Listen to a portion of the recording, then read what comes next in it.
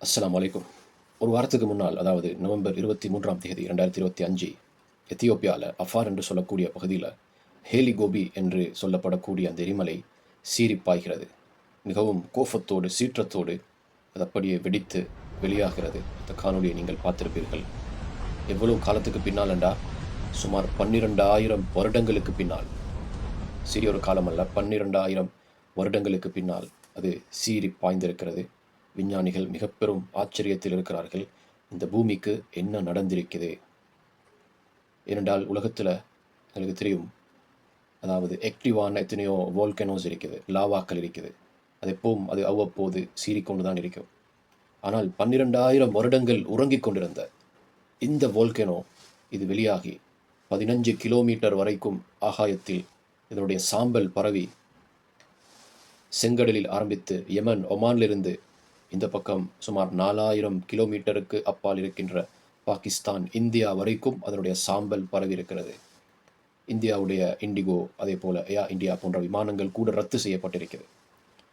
அல்லாஹு தாலா எனக்கும் உங்களுக்கும் இந்த உலகத்துக்கு ஏதோ ஒரு செய்தியை சொல்ல வருகிறான் என்பதை நம்மால் உணர முடிகிறது. அதே போல இந்த சைக்ளோன் தித்வா உடைய இந்த சூறாவளி காற்று சவுத் ஏஷியாவுடைய பல நாடுகள், இந்தோனேஷியாவிலிருந்து மலேசியாவில், தாய்வானில், வியட்நாமில், அதே போல் விசேடமாக எங்களோட நாட்டில் கடந்த 2-3 நாட்களாக மிக பெரும் சீற்றங்களையும் அனர்த்தங்களையும் நாங்கள் பார்த்து கொண்டு வரோம். இதெல்லாம் பார்க்கும் பொழுது கியாமத்துடைய நாள், உலக அழிவுடைய அந்த கடைசி நாள் அது எப்படி இருக்கும் என்பதை ஒரு கணம் கற்பனை செய்ய முடிகிறது. இந்த எல்லா அனர்த்தங்களும், இந்த எல்லா சீற்றங்களும் ஒரே நேரத்தில் உலகத்திலையும் வந்துச்சென்றா அது எப்படி இருக்கும்? அதுதான் கியாமத்துடைய நாள். குர்ஆன் பல நூற்றுக்கணக்கான வசனங்களில் இதை நமக்கு சுட்டி காட்டுகிறது. அல்லாஹ் தாலா சொல்லி காட்டுகிறான்.